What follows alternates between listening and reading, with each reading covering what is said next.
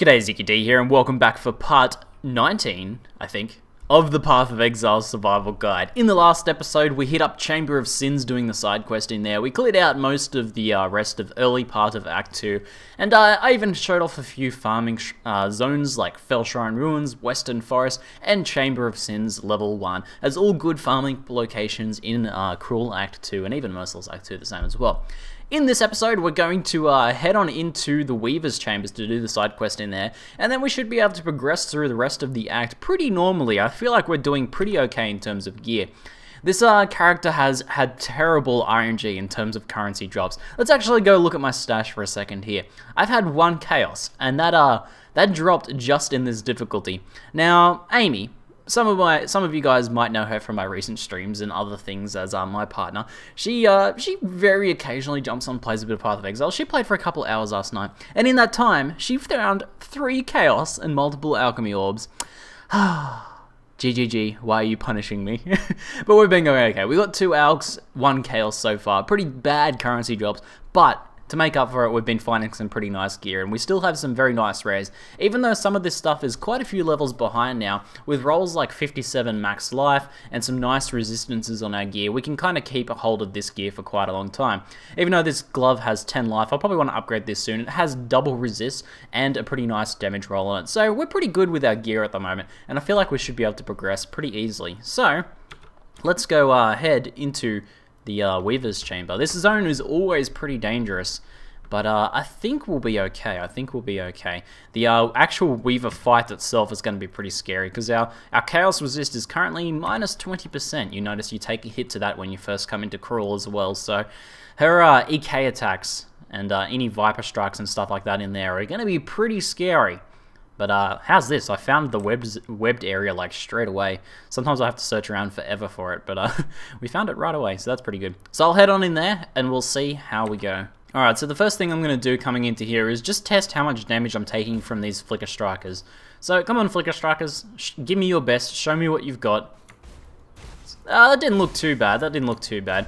I think our physical mitigation is still pretty good. 33%, we're starting to fall behind a little bit in armor, and that is because our gear is starting to fall a few levels behind. You'll notice that your estimated physical damage reduction will keep lowering the longer you go without upgrading your gear, and that's the primary reason why you want to keep upgrading your gear. The secondary reason is that you can actually roll higher like life totals and resistances and things on higher level gear. The gear that you get at level 20 can't roll as high magical stats as gear that you can get at level 30 and level 40 and so on.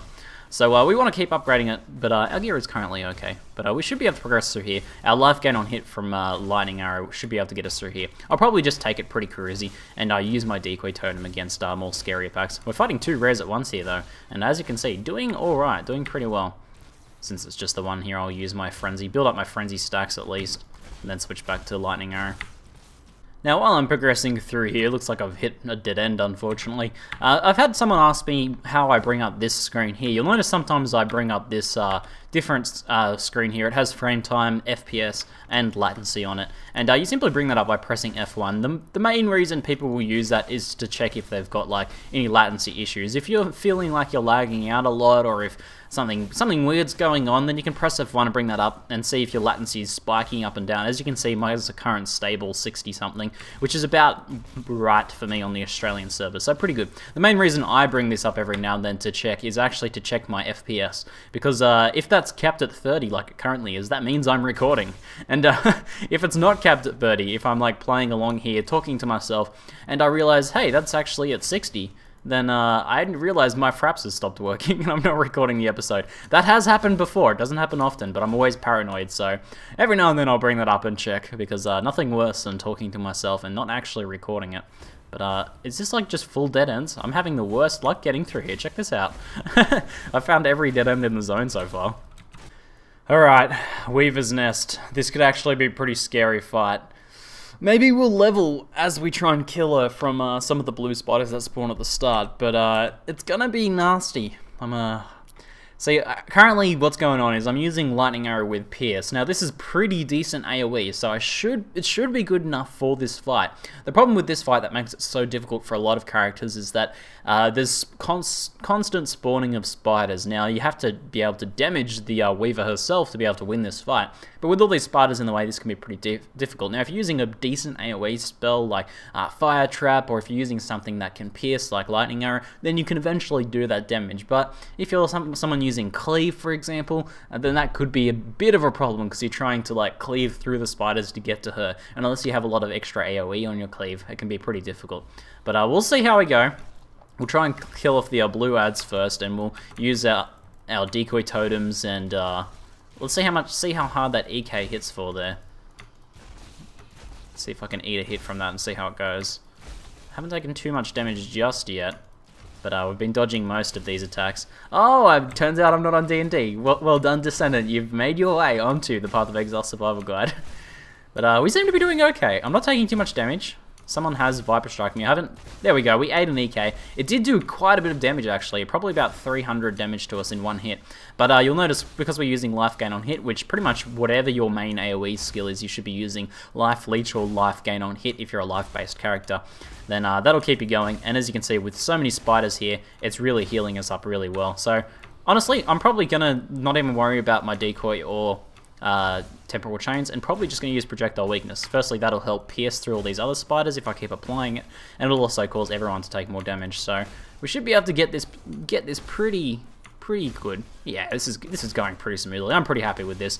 Very happy with how this character's going so far, and it's feeling pretty solid. I feel like it's really starting to hit its stride in Crawl especially.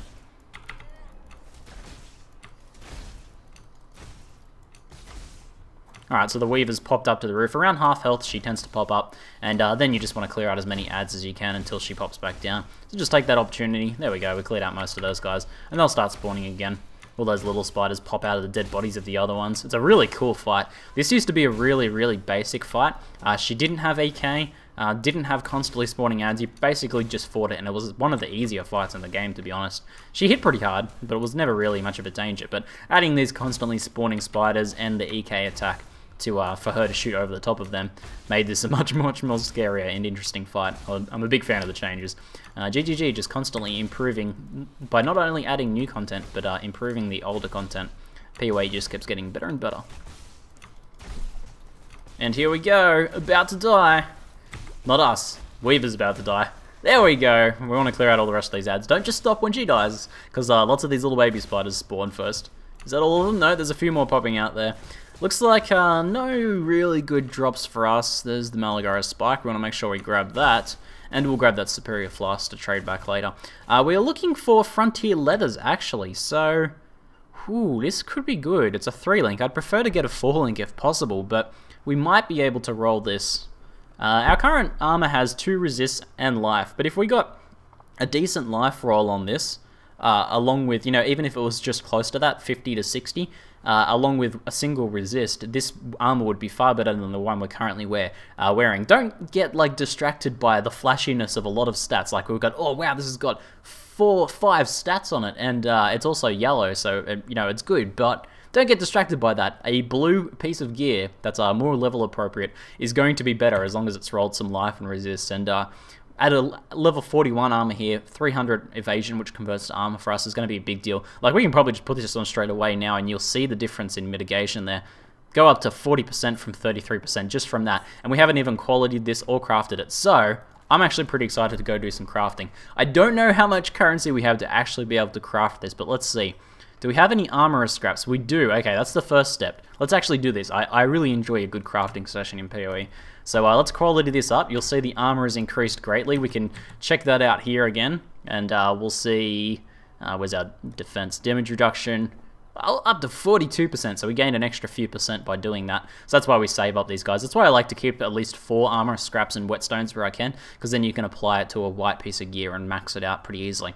Now we could alch this, but I'm actually not a fan of just YOLO alching gear, because the chances of me actually getting the stats I want are pretty low. Like, I might get some good stats on it, but if I don't, I actually can't re-roll that. In order to re-roll a rare, I need to use Chaos, and Chaos Orbs are very valuable. Chaos and Alch are much better spent trading if you want to go that route. However, we can transmute it here. We got block and stun recovery, which is no good, so I'm going to use an ult here. We have quite a few ults, so let's try this out. We got reflect, so we're going to get rid of that. We got 15 life. Oh, that's a terrible roll. That's pretty unfortunate. Not much we can do about that. We'll roll again. Wow, look at this. 1 life regen and reflect. Worst rolls ever. Hey, there we go. This is how you craft. I love it. So we spent, what, like 5 ults and 4 armor scraps, and we now have a significant upgrade for us. As I said, the life is about on par, and the resistance total is about on par as well, but a big jump in armor. So we also got some extra links here if we want to start running like a 3-link frenzy, for example. We can change the colors on this pretty easily. We can easily roll 1 red on this if we want to run like added fire on our frenzy. We don't have an added fire at the moment, I don't think. I have any supports really. I could use faster projectiles for now, which gives you a slight damage boost. I could also use added cold, but that's also a pretty minor damage boost. Maybe I'll just use faster projectiles on it for now, just for a slight damage increase. So I'm just going to roll this one here, 3 greens. Very easy to get 3 greens on pure evasion armor. I knew I'd pretty much be able to do that in one chromatic there. It'd be very unlucky to actually not get that in 1 chromatic. So there we go. We have a slightly improved frenzy now. We can see the slight DPS increase we get from projectile speed, 280 down from 258. It's actually not too bad, a jump there. So that's pretty good. I'll actually keep this chest here because it's not a bad leveling chest. So we'll keep that aside. What about these boots? Ooh, life and resist, no move speed. And we're still using the 4 link on that one, so probably not good enough to keep. And everything else I can sell for now. But that was pretty good. That was a good, fun crafting session, nice and successful. And that's basically the strategy I use for progressing. You can progress with blues all the way into Merciless easily. And by that point, you want to try and start getting some rares if you can, trading for them. But if you're going self-found, you can get very far on just blues.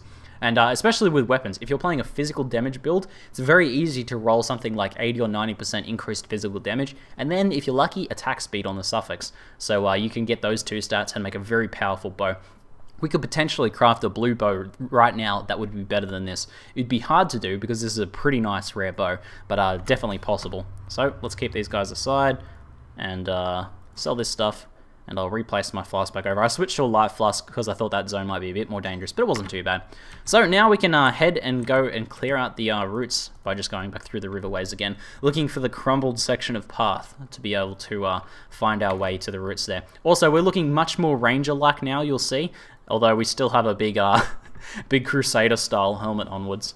We'll have to try and get like a wolf pelt helmet or something to improve the look of our character, very important. Alright, so here's the crumbled section of the path. You'll notice I also managed to snag a level on the way here, so we'll go and clear these tree roots out and head on in here and we'll grab our next level. I think we're heading up the left side of the tree now, so let's check that out. And where are we going? We're up to here. That's right. We're going up past Resolute Technique, and we'll eventually grab Resolute Technique. What's our accuracy looking like? Still above 90%, which for a ranged character is pretty fine. You don't need to be super reliable as a ranged character, but you don't want to be below 90%. So this strength is going to, constantly be improving our DPS slightly, 128 to 129.6, slight increase for just that 10 strength there. Also improving our life a little bit, so we'll get a little bit of bonus as we're heading up through here, and we'll start to grab some really nice like life nodes and stuff as we move up through here, and eventually getting our shock chance back around the time we get Resolute Technique as well from here. And I'm pretty keen to get the Purity of Flesh cluster as well, pretty sick life cluster there. But let's head through this zone. We're already kind of pretty familiar with the dangers in here. Obviously, there's some chaos damage and stuff in here. And there's the elemental status ailment guys that attack you with melee attacks. We can see if we fight those guys. The vile fallen soldier guys. But overall, it's not too bad. Not too bad a zone to progress through at this point. If you've made it to here through the Weaver's Chamber and Chamber of Sins, you're probably going to be right in here. Just be careful not to get surrounded by these guys, because if they do freeze you, then you can be in a bit of trouble there. Oh, we have another shrine. It's a hexing shrine. So actually, we probably want to not get hit by them while they're cursing us. I don't actually have any curse removal flasks at the moment. Probably not super mandatory at this point in the game, unless you're playing in Merciless. In Nemesis League. Where the Hex Font mobs can be a little bit dangerous, but oh, we've got a Rogue Exile encounter. We're going to use our Hex Font Shrine to curse him as well. And this one's actually Tor. He's pretty pretty nasty to fight because he does this leap slam and he's using Arctic armor, which means he takes less damage, and also pretty much whenever he leap slams, it slows us down as well. So this could be a pretty dangerous fight. There we go, we got the temporal. Actually, every time I attack him, he's going to get cursed by something else. So, actually, does he keep both curses? No, it overrides, so I'm just going to attack him for the curses there. But this is going to be a tough fight. Oh, man. We'll see how we go. I'll try and keep my decoy totem up. The leap slam makes him pretty hard to keep him off him. Keep him off of us. But let's see. Maybe if I can get him in this more enclosed environment, I can use my lightning arrow a bit more effectively. It'll be easy to hit with. Oh man, might have to do some town portal refreshing here. It does tons of damage with that jewel strike there. Man, that's huge. If I had some granite flasks or something, or a jade flask, I could probably stand and tank him a little bit more, but not quite gonna happen here. Alright, might be time for a refresh back at town. Oh, come on, portal scroll. Ah, no, go decoy totem! Ah! Oh, that was close, that was close. Okay, back, we got the refresh. Oh, let's upgrade our skill there before we get into the fight. Okay. Come on, Tor. First thing is decoy totem. There we go. It's a bit of an awkward spot to fight him. We'll just have to do some damage, just work him down. But the loot rewards have the potential to be great, so I'm looking forward to that. There's a ruby flask. Don't know if we need any one of those at all. Now, usually the way to deal with leap slamming attackers like Hillock in second form, sorry, the map version of Hillock and that, and any other leap slammers really, like Oak, is to just kind of stand still and face tank them. But with this guy with his dual strike, he just does way too much damage in melee like that, so the only option is to kind of just try and work him down and do so safely. This sort of Exile, each Exile encounter is kind of like a mini PvP encounter, and sometimes certain Exiles you'll just encounter and just be like, wow, this just destroys my build, and this guy's just pretty rough in general. So in hardcore, you might even want to just like avoid Exiles where this happens, like if you're trying to keep your character alive. But since we're playing Domination, we might as well have a bit of fun and fight him anyway. I do enjoy it. I do enjoy these Exile fights. And we're going to get him. Oh, it's close. It's a close fight. We'll get him eventually. He's so agile. It's so hard to hit. There we go. Alright, there's the loot explosion. We actually got a rare chest piece there. We might have already found an upgrade for our nicely new crafted chest piece there. The Hussar Brigandine is a base type that could be good for us. So we'll check that out. What else is there? There's a few rings and amulets and things that'll be worth checking out, so we'll check all those out. The chain belt's probably not going to be any good, neither is the diamond ring. Is there anything else here that's probably going to be worth checking out? I don't know, maybe the helmet, if it rolls some life and something, could be good as well. And there's a chromatic item we can sell to the vendor. But nothing else there. Nothing. No rare jewelry. That would have been a real winner if we got some of that. Might grab that ruby flask in case we need it later. That's one of the fire resist flasks there. Let's check out. Honestly, probably none of those rings are going to be any good. Whoa, that amulet. Whoa, 79 life. That's sick. I'm totally going to use that. We lose a little bit of life leech from our Onyx amulet, but that should be pretty good. Can we support the stats? Yes, we can. Awesome. I was worried when we removed this, we might be a little bit low in intelligence, something like that, but we're pretty good. And that's a huge life boost. Let's actually check that out. 1810 to 1950 there, so almost 2k life now with that. The strength and the life give us both a bit of extra life there, so that's really nice. What about this guy? Yeah, that chest is no good. What about this helmet? Yep, the helmet's no good either. I'm not going to bother with any of that jewelry.